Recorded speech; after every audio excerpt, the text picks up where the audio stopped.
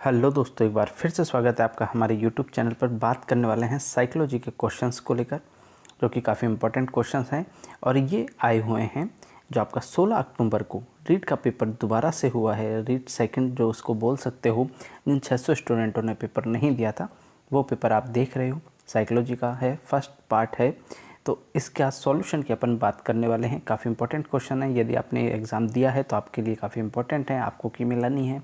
और यदि आपने एग्ज़ाम नहीं दिया है तो भी आने वाली रीट के अंदर, फर्स्ट ग्रेड के अंदर, सीटेट के अंदर, डीएसएसपी के अंदर, जितने भी एग्ज़ाम होंगे टीचर्स सभी के अंदर ये एग्ज़ाम के जो क्वेश्चन है काफ़ी इंपॉर्टेंट है, रिपीट होते हैं। आपको पता है 30 में से आपको 2 से 3 क्वेश्चन किसी भी एग्ज़ाम के अंदर देखने को मिल जाएंगे। इंपॉर्टेंट क्वेश्चंस की यहाँ पर चर्चा करने वाले हैं।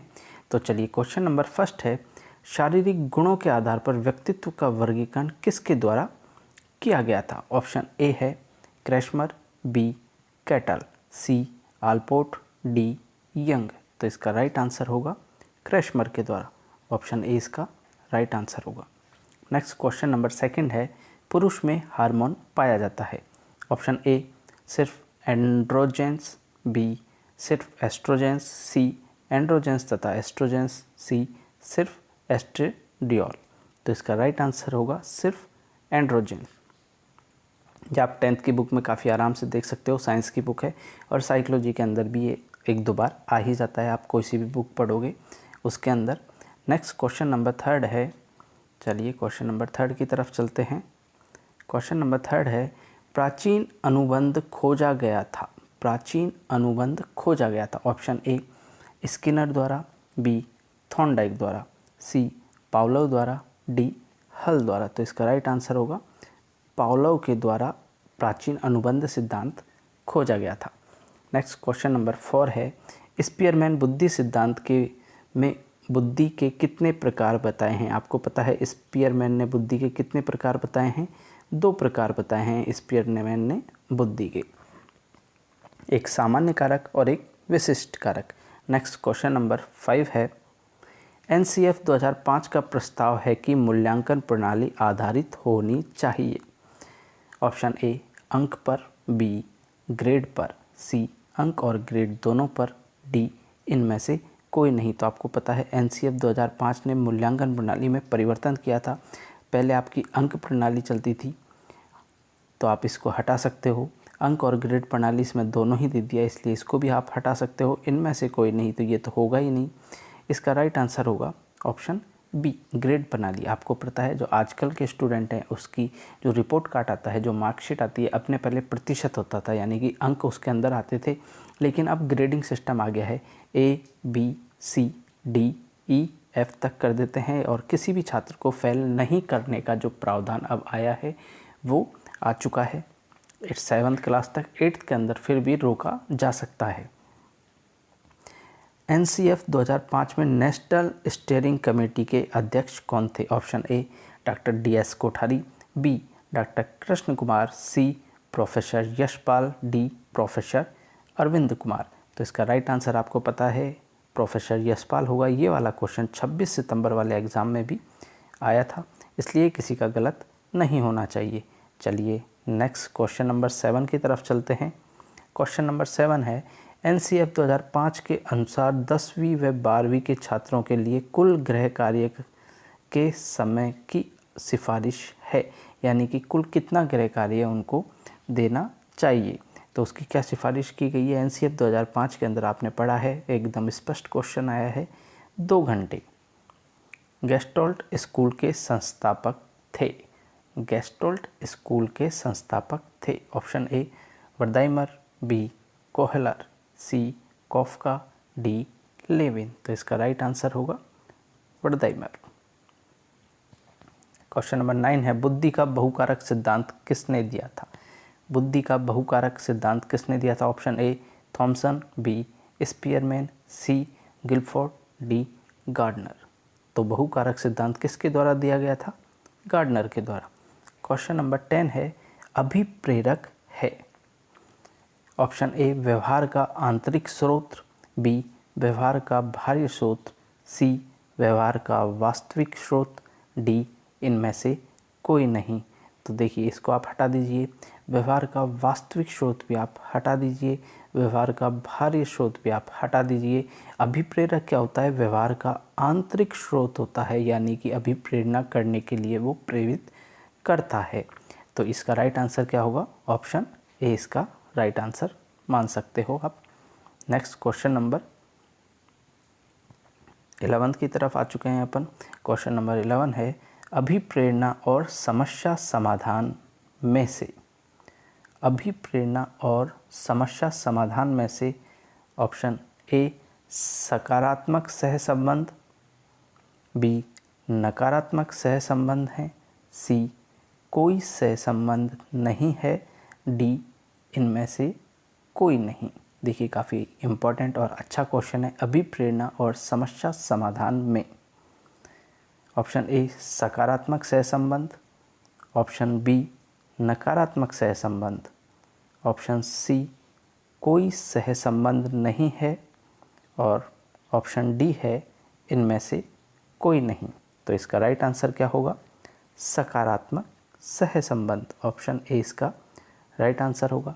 क्वेश्चन नंबर 12 पर यदि आप आ चुके हो और अभी तक भी आपने हमारे यूट्यूब चैनल को सब्सक्राइब नहीं किया है तो प्लीज़ चैनल को कर दीजिएगा सब्सक्राइब, क्योंकि यहाँ पर आपको टीचिंग एग्ज़ाम से रिलेटेड काफ़ी इंपॉर्टेंट इन्फॉर्मेशन, क्वेश्चंस जो इम्पोर्टेंट हैं वो हम प्रोवाइड करवाते हैं। CTET, TET, REET, NVS, DSSB, UP TET सभी एग्ज़ामों से रिलेटेड आपको क्वेश्चंस भी प्रोवाइड करवाएंगे काफ़ी इंपॉर्टेंट इन्फॉर्मेशन के साथ। तो चैनल को कर दीजिएगा सब्सक्राइब, और पुराने हो तो लाइक, कमेंट और शेयर करना ना भूलिएगा। और हमने 100% शुद्धता के साथ आपकी ये आंसर की निकाली है। फिर भी हो सकता है एक या दो क्वेश्चन में कुछ डाउट है हमें, तो यदि आपको भी कोई क्वेश्चन ऐसा लगता है और जिसका कंफर्म आपके पास आंसर हो तो आप कमेंट बॉक्स में कमेंट कर सकते हैं। वैसे 100% शुद्धता के साथ हमने ये निकाली है। होना मुश्किल है पर फिर भी एक या दो क्वेश्चन साइकोलॉजी के अंदर, क्योंकि 100% कोई भी नहीं कह सकता है, हम भी नहीं कह सकते कि 100% हो सकता है, क्योंकि बोर्ड भी आंसर की चेंज करती है। इसलिए चलिए क्वेश्चन नंबर 12 है, सृजनात्मकता का मापन करने के लिए इनमें से कोई वंचित परीक्षण नहीं है। सृजनात्मकता का मापन करने के लिए कोई वाचिक परीक्षण नहीं है। वाचिक परीक्षण कौन सा नहीं है? देखिए ऑप्शन ए निरक्षर, बी बच्चे, सी प्रौढ़, डी शिक्षित व्यक्ति। वाचिक परीक्षण का मतलब जो बोलता है, तो बच्चे भी बोलते हैं, शिक्षक व्यक्ति भी बोल सकता है किसी चीज़ को, प्रौढ़ भी बोल सकता है, लेकिन निरक्षर नहीं बोल सकता। तो ये निरक्षर इसका आंसर होगा। अभिप्रेरणा चक्र का पहला चरण है। अभिप्रेरणा चक्र का पहला चरण है। ऑप्शन ए प्रणोद, बी आवश्यकता, सी प्रोत्साहन, डी विचार। तो इसका राइट आंसर क्या होगा? जो अभिप्रेरणा मिलती है उसके लिए आवश्यकता होनी चाहिए, उस चीज़ की आवश्यकता होनी चाहिए। सबसे पहले आवश्यकता होगी तो अभिप्रेरणा चक्र है वो पूर्ण करने में आसानी होगी, वो शुरू हो चुका होगा। इन एक्सपेरिमेंट ऑफ पावलोव UCSH, यानी कि पावलोव के प्रयोग में UCS है। क्वेश्चन नंबर 14 की यहाँ पर बात कर रहे हैं अपन। पावलोव के प्रयोग में UCS है। ए घंटी, बी भोजन, सी लार, डी कुत्ता। तो इसका राइट आंसर क्या होगा? जो UCS था वो क्या माना गया था इनके द्वारा? भोजन माना गया था। नेक्स्ट क्वेश्चन नंबर 15 है, निम्नलिखित में से कौन सा नियम थॉर्नडाइक द्वारा नहीं दिया गया? थॉर्नडाइक द्वारा नहीं दिया गया है। ए अभ्यास का नियम, बी तैयारी का नियम, सी प्रभाव का नियम, और डी प्रतिक्रिया का नियम। ये काफ़ी इम्पोर्टेंट क्वेश्चन है ये वाला भी। इसका राइट आंसर क्या होगा? प्रतिक्रिया का नियम। प्रतिक्रिया का नाम थॉर्नडाइक के द्वारा क्या नहीं दिया गया? प्रतिक्रिया का नियम। ये जो एग्ज़ाम का पेपर जिन्होंने दिया है ये काफ़ी सटीकता के साथ इनके आंसर आए हैं। ये आप देख सकते हो, इनके अधिकांश आंसर काफ़ी सही हैं। तो मेरे को ऐसा लगता है इनकी काफ़ी अच्छी तैयारी थी इस पेपर को लेकर। नेक्स्ट क्वेश्चन की तरफ चलते हैं। क्वेश्चन नंबर 16 है, प्याजे के अधिगम के संज्ञानात्मक सिद्धांत के अनुसार वह प्रतिक्रिया जिसके द्वारा संज्ञानात्मक संरचना को संशोधित किया जाता है कहलाती है। ऑप्शन ए स्कीमा, बी प्रत्यक्षण, सी समायोजन, और डी समावेशन। तो इसका राइट आंसर क्या होगा? समायोजन। देखिए हमने कहा था ना काफ़ी अच्छी तैयारी के साथ हैं ये, तो इनके अधिकांश आंसर अभी तक शायद 1 या 2 ही गलत हुए हैं। ये भी समायोजन सही होगा। शिक्षक का असहानुभूतिपूर्ण तथा कठोर दृष्टिकोण प्रभावित करता है। ऑप्शन ए स्वास्थ्य को, बी समायोजन को, सी गृह कार्य को, डी अभिरुचि को। तो इसका राइट आंसर क्या होगा? इसका राइट आंसर भी सही होगा, समायोजन।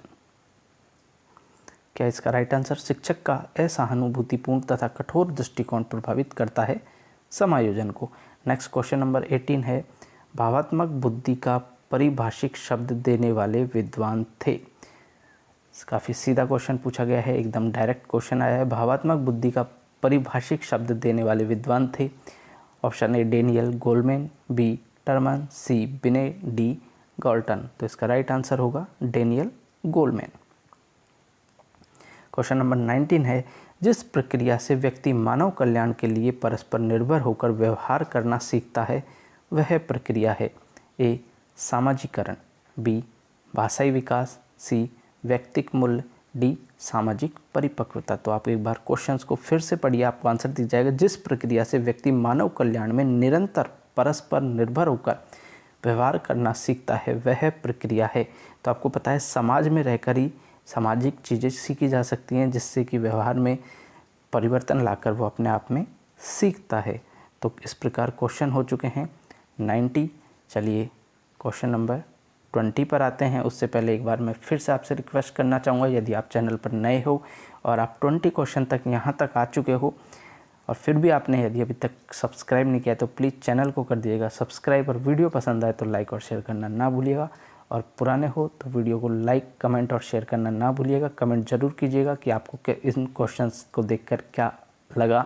26 सितंबर वाला एग्ज़ाम इजी था, ये वाला इजी है। कौन कौन से क्वेश्चंस आपको काफ़ी अच्छे लगे और किन किन क्वेश्चंस में आपको डाउट आने की पूरी संभावना है, उनको हम आपके सामने क्लियर करेंगे।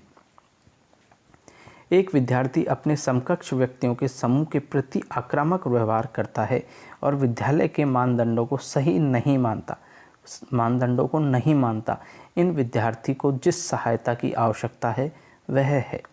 तो इसका आंसर है ए मनोगत्यात्मक क्षेत्र, बी भावात्मक क्षेत्र, सी उच्च स्तरीय चिंतन कौशल और डी संज्ञानात्मक क्षेत्र।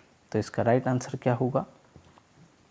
एक बार फिर से क्वेश्चन को पढ़िए। एक विद्यार्थी अपने समकक्ष व्यक्तियों के समूह के प्रति आक्रामक व्यवहार करता है और विद्यालय के मानदंडों को नहीं मानता। इस विद्यार्थी को जिस सहायता की आवश्यकता है वह है ए मनोगत्यात्मक क्षेत्र, बी भावात्मक क्षेत्र, सी उच्च स्तरीय चिंतन कौशल और डी संज्ञानात्मक क्षेत्र। तो उसको क्या है? भावात्मक क्षेत्र की। क्वेश्चन नंबर 21 है, अधिगम के अंतर्दृष्टि सिद्धांत के प्रतिपादक कौन थे? अधिगम के अंतर्दृष्टि सिद्धांत के प्रतिपादक कौन थे? ए थॉर्नडाइक, बी पावलोव, सी स्किनर, डी कोहलर। तो इसका राइट आंसर क्या होगा? आप बताइए। इसका राइट आंसर होगा कोहलर। कोहलर एंड कोफ्का के द्वारा दिया गया था, आपको पता है। अधिगम के अंतर्दृष्टि सिद्धांत के प्रतिपादन कौन थे? कोहलर थे। नेक्स्ट क्वेश्चन नंबर 22 है, कार्यात्मक प्रतिबद्धता सिद्धांत के मुख्य कारक निम्न में से कौन सा है? कार्यात्मक प्रतिबद्धता सिद्धांत का मुख्य कारक निम्न में से कौन सा है? ऑप्शन ए आकृतिकरण, बी पुनर्बलन, सी बहिर्गमन और डी स्वतः आपूर्ति। इसका राइट आंसर क्या होगा? एक बार क्वेश्चन को फिर से देखिए। कार्यात्मक प्रतिबद्धता सिद्धांत के मुख्य कारक निम्न में से हैं। ऑप्शन ए आकृतिकरण, बी पुनर्बलन, सी बहिर्गमन और डी स्वतः आपूर्ति। इसका राइट आंसर होगा पुनर्बलन, जो कि किसने दिया था? पुनर्बलन का सिद्धांत स्किनर के द्वारा दिया गया था। क्वेश्चन नंबर 23 है, देखिए काफ़ी इंपॉर्टेंट क्वेश्चन आ रहे हैं। क्वेश्चन नंबर 23 है, निम्न में से आत्मसंप्रत्यय की कौन सी विशेषता महत्वपूर्ण नहीं है? आत्मसंप्रत्यय की कौन सी विशेषता महत्वपूर्ण नहीं है? ऑप्शन ए आत्मसंप्रत्यय व्यवस्थित स्थित होती है, बी आत्मसंप्रत्यय के विशिष्ट लक्षण होते हैं, सी आत्म संप्रत्यय बहुआयामी होती है, डी आत्म संप्रत्यय स्थायी होती है। तो इसका राइट आंसर होगा आत्म संप्रत्यय स्थायी होती है। ये इसका राइट आंसर होगा ऑप्शन डी। चलिए नेक्स्ट 23 के बाद में 24 नंबर क्वेश्चन पर आते हैं। 24 नंबर क्वेश्चन है आपका, वह सिद्धांत जिसमें किसी समस्या के तात्कालिक समाधान को प्रमुखता दी जाती है। वह सिद्धांत जिसमें किसी समस्या के तात्कालिक समाधान को प्रमुखता दी जाती है। ऑप्शन ए समीप्यता सिद्धांत, बी अनुबंध सिद्धांत, सी सक्रिय अनुक्रिया सिद्धांत और डी सूझ का सिद्धांत। इसका राइट आंसर होगा सूझ का सिद्धांत। नेक्स्ट क्वेश्चन नंबर 25 है, अधिगम के संबंध में कौन उपयुक्त नहीं है। ऑप्शन ए अधिगम पर परिपक्वता का प्रभाव नहीं पड़ता। ऑप्शन बी अभिप्रेरणा से अधिगम में वृद्धि होती है। ऑप्शन सी समस्या समाधान अधिगम का उच्चतम स्तर है। ऑप्शन डी अधिगम व्यवहारगत परिवर्तन होता है। तो आप देख सकते हो ये भी सही है, ये भी सही है, ये भी सही है, लेकिन अधिगम की परिपक्वता का प्रभाव नहीं पड़ता, अधिगम पर परिपक्वता का प्रभाव नहीं पड़ता। और ये क्वेश्चन पूछ रहा है अधिगम के संबंध में कौन सा उपयुक्त नहीं है, तो ये वाला बिल्कुल नहीं होगा इसका, यानी कि आंसर होगा इसका ऑप्शन ए। चलिए एक क्वेश्चन और लेते हैं। क्वेश्चन नंबर 26 है, एक बालक सामाजिक रूप से पूर्णतः विकसित माना जाएगा यदि वह, एक बालक सामाजिक रूप से पूर्णतः विकसित माना जाएगा यदि वह। ऑप्शन ए अपने परिवार के सदस्यों के साथ स्वयं संबंध नहीं रखता या रखती। ऑप्शन बी अपने साथियों के बीच लोकप्रिय नहीं है। ऑप्शन सी समाज के विभिन्न प्रकार के व्यक्तियों के साथ किस प्रकार व्यवहार करना चाहिए जानता हो या जानती हो। ऑप्शन डी वह अपना अधिकांश समय कंप्यूटर के साथ व्यतीत करता या करती है। तो इसका राइट आंसर होगा समाज के विभिन्न प्रकार के व्यक्तियों के साथ किस प्रकार व्यवहार करना चाहिए जानता हो या जानती हो। एक बालक सामाजिक रूप से पूर्णतः विकसित माना जाएगा यदि वह, तो इसका आप डायरेक्ट लगा सकते हो समाज के विभिन्न प्रकार के व्यक्तियों के साथ किस प्रकार का व्यवहार करना चाहिए, ये उसको आना चाहिए। चलिए नेक्स्ट क्वेश्चन नंबर 27 की तरफ आगे। तो आप इसका लेवल ज़रूर बताइएगा कि आपको जो 26 सितंबर वाला एग्ज़ाम था उसका पेपर भी आपने देखा होगा, और एक आपको आज वाला ये जो अपन सॉल्व कर रहे हैं इसमें से आपको कौन सा क्वेश्चन कठिन लगा, कौन कौन से पेपर में से कौन से क्वेश्चंस कठिन लगे, और आज का लेवल का स्तर किस प्रकार का रहा 26 सितंबर के अकॉर्डिंग यदि देखा जाए तो, यानी कि आज के स्टूडेंटों को नुकसान रहा या फ़ायदे में रहे। चलिए नेक्स्ट क्वेश्चन नंबर 27 है, मानसिक विकास का संबंध नहीं है। मानसिक विकास का संबंध नहीं है। ऑप्शन ए स्मृति का विकास से, बी तर्क एवं निर्णय से, सी अवबोध की क्षमता से, डी शिक्षार्थी के वजन एवं ऊंचाई से। तो इसका राइट आंसर होगा शिक्षार्थी के वजन एवं ऊंचाई से, क्योंकि आपको पता है मानसिक विकास का संबंध नहीं है। स्मृति का विकास मानसिक विकास होता है, तर्क का एवं निर्णय है वही मानसिक विकास है, क्योंकि ये भी स्मृति में ही आ जाते हैं, और अवबोध की क्षमता से भी स्मृति में आ जाता है, लेकिन विद्यार्थियों के वजन एवं लंबाई ये नहीं आते हैं। नेक्स्ट क्वेश्चन नंबर 28 है, एक शिक्षक अपने विद्यार्थियों को सदैव इस रूप में मदद करता है कि वे एक विषय क्षेत्र से प्राप्त ज्ञान को दूसरे विषय के क्षेत्र के ज्ञान के साथ जोड़ सकें। इससे जो वृद्धि होती है वह है ज्ञान का सह संबंध एवं अंतरण, बी व्यक्तिक भिन्नता, सी शिक्षार्थी स्वायत्त और डी पुनर्भरण। तो इसका राइट आंसर होगा ज्ञान का सह संबंध एवं अंतरण। नेक्स्ट क्वेश्चन नंबर 29 है, किशोर अवस्था के दौरान विकासात्मक परिवर्तनों के फलस्वरूप होने वाला एक मुख्य समस्या है। किशोर अवस्था के दौरान विकासात्मक परिवर्तनों के फलस्वरूप होने वाली एक मुख्य समस्या है। ऑप्शन ए अभिप्रेरणा की कमी, बी सहयोग की कमी, सी अभिरुचि की कमी और डी समायोजन की कमी। तो इसका राइट आंसर होगा समायोजन की कमी। ऑप्शन नंबर 30 है, निम्नलिखित में से कौन व्यवहारवादी मनोवैज्ञानिक नहीं है। Option A J S. Bruner, B I P. Pavlov, C E L. Thorndike और डी बी.एफ. स्किनर। तो इसका राइट आंसर होगा J.S. ब्रूनर। ये 30 क्वेश्चन हमने साइकोलॉजी के आपके करवा दिए हैं। काफ़ी इंपॉर्टेंट क्वेश्चंस आए थे ये भी, लेकिन पेपर दोनों ही बार का थोड़ा बहुत लगभग समान ही कह सकते हो आप, पेपर को ज़्यादा अंतर नहीं था। चलिए नेक्स्ट वीडियो में मिलते हैं। उससे पहले यदि चैनल को सब्सक्राइब नहीं किया है और नए हो हमारे चैनल पर तो चैनल को सब्सक्राइब करना ना भूलिएगा, और पुराने हो तो आपके लाइक, कमेंट और शेयर ज़रूर आने चाहिए। Thank you.